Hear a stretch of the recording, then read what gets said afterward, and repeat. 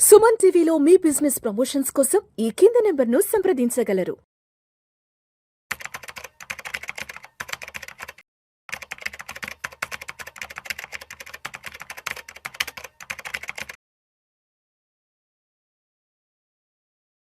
ప్రేక్షకులకి మీ రామచంద్రమూర్తి నమస్కారాలు.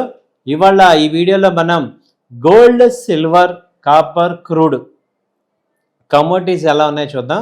గోల్డ్ ఇప్పుడు ప్రెసెంట్ 4640 దగ్గర ఇంటర్నేషనల్గా ఉంది. $4640 అంటే ఇవాళ $168 తగ్గింది, 3.5% తగ్గింది.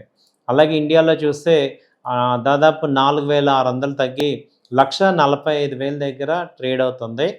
అలాగే సిల్వర్ చూస్తే ఇంటర్నేషనల్గా సిల్వర్ వచ్చి 71 దగ్గర $71 దగ్గర ఉంది.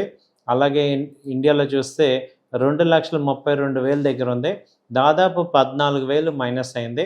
సో ఇప్పుడు ఏమైంది, నెక్స్ట్ భవిష్యత్తు ఏంటి, గోల్డ్ సిల్వర్ ఏం జరుగుతుంది, ఎందుకు తగ్గుతున్నాయి, మళ్ళీ 2 రోజుల క్రితం చూస్తే విపరీతంగా పెరిగిన గోల్డ్ సిల్వర్ రేట్లు ఇప్పుడు ఎందుకు తగ్గుతున్నాయి ఏంటి అని చూసుకుంటే, మెయిన్ ఇవాళ జరిగేది ఏంటంటే క్రూడ్ బాగా పెరిగింది. బ్రెంట్ క్రూడ్ వచ్చి $109కి వెళ్ళిపోయింది. అలాగే ఇంటర్నేషనల్గా చూసుకుంటే క్రూడ్ ఆయిల్ దాదాపు 8% పెరిగింది. దీనివల్ల ఏమవుతుందంటే డాలర్ ఇండెక్స్ పెరిగింది. డాలర్తో పోలిస్తే గోల్డ్ తగ్గటం స్టార్ట్ అయింది. ఎందుకంటే క్రూడ్ కొనాలి అంటే డాలర్స్ రూపంలో కొనాలి, మనం ఇది ఎప్పటి నుంచో చెప్తున్నాం. కాబట్టి ఏంటి, క్రూడ్ కొనే వాళ్ళందరికీ కూడా ఇదొక షాకింగ్. కాబట్టి డాలర్ పెరగటం అనేది వచ్చింది.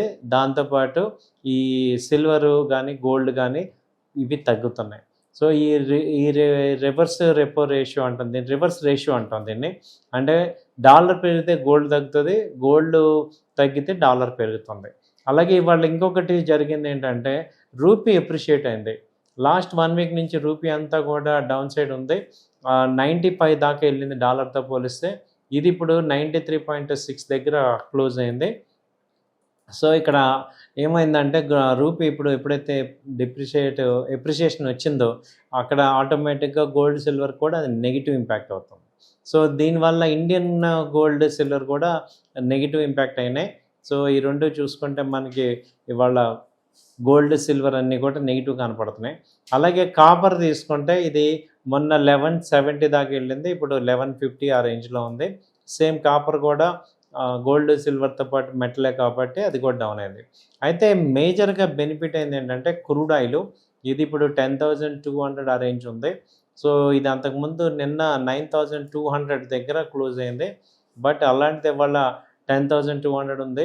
యుద్ధం ఒకసారి ఆగిపోతుంది అన్న వార్తలు కూడా వచ్చాయి మనకి, కానీ ఎక్కడ ఆగేది లేదు, కంటిన్యూ చేస్తున్నారు అనే వార్తలతో ఇప్పుడు అంతా గందరగోళం అయిపోయింది. ఈ ఆయిల్ రేట్లు ఇలాగే పెరుగుతుంటే మనం సామాన్యులందరికీ కూడా ఇబ్బంది అవుతుంది. అలాగే ఎయిర్పోర్ట్ ఆయిల్ అనేది ఏటీఎఫ్ ఆయిల్ అంటాం, అది ఆల్రెడీ పెరిగింది చాలా. దాని ప్రకారం చూస్తే క్రూడ్ వచ్చి $150 దాకా పెరిగింది. ఇంకా సామాన్యం నార్మల్ ఆయిల్ వచ్చి క్రూడ్ ఆయిల్ వచ్చి 105, 109 దాకా ఉంది. సో ఇలా ఆయిల్ పెరగటం అనేది మనకి ఇప్పుడు మేజర్గా మార్కెట్ని సంక్షోభంలోకి నెడుతుంది. సో ఈ గోల్డ్ సిల్వర్ కూడా అందుకే తగ్గుతున్నాయి. సో ఇప్పుడు ఇన్వెస్ట్ చేసే వాళ్ళకి అడ్వాంటేజా డిసడ్వాంటేజా ఏంటి అని చూసుకుంటే, ఇప్పుడు గోల్డ్ ఏమవుతుందంటే రోజు రోజుకి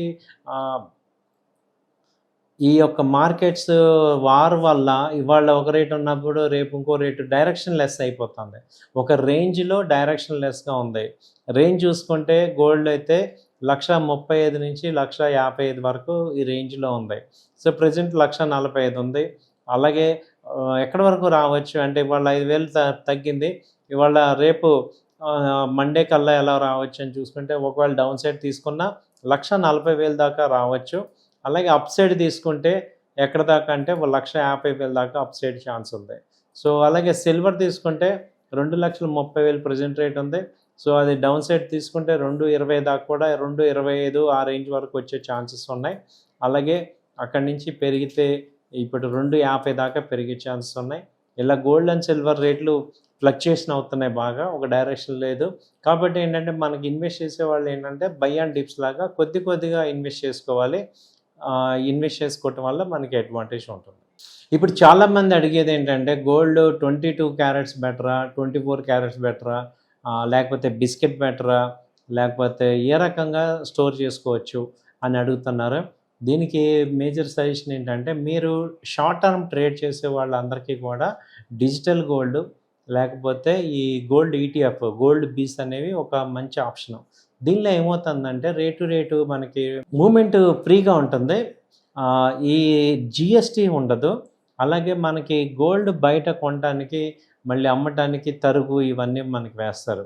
కాబట్టి నేను గోల్డ్లో ట్రేడ్ చేస్తాను, మంచి రేట్ వస్తే అమ్మేస్తాను అనే వాళ్ళందరూ కూడా బిస్కెట్ కానీ గ్రాము గోల్డ్ కాయిన్ కొనుక్కోవచ్చు.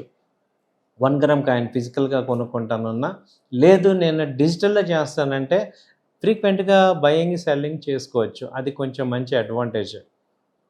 అలాగే తర్వాత ఆర్నమెంట్స్లో ఇన్వెస్ట్ చేస్తాననే వాళ్ళకి ఏంటంటే గోల్డ్ ఆర్నమెంట్స్ 22 క్యారెట్ ఆర్నమెంట్ అది ఇన్వెస్ట్ చేస్తానన్న వాళ్ళు మార్కెట్లో ఏమవుతుందంటే కేడిఎం మళ్ళీ అది గోల్డ్ రూపంలో ఒక రింగ్ కానీ లేకపోతే ఆర్నమెంట్ తీసుకుంటాం కాబట్టి దానికి వేస్టేజ్ వేస్తారు. తరుగు వేస్టేజ్ 2 ఉంటాయి. దాటితో పాటు బిల్లు మీద జిఎస్టీ ఉంటుంది. కాబట్టి ఇవన్నీ కూడా మనకి లాస్ అవుతాం. సో గోల్డ్ పెరిగినప్పుడు మీకు రేట్ వస్తుంది, కానీ ఆ గోల్డ్ ఎన్కాష్ చేసుకోవాలంటే మాత్రం దాదాపు ఒక 5% నుంచి 8% గోల్డ్ మనకి ఎక్కువ రేటు పెట్టి కొనాల్సి వస్తుంది.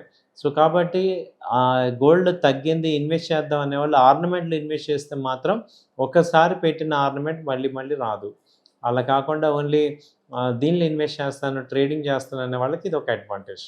కాబట్టి మీరు దేనిలో ఇన్వెస్ట్ చేయాలి అనేది క్లియర్గా ఉండండి. అలాగే సిల్వర్ కూడా చాలామంది బ్రిక్లో కొంటాం అంటున్నారు.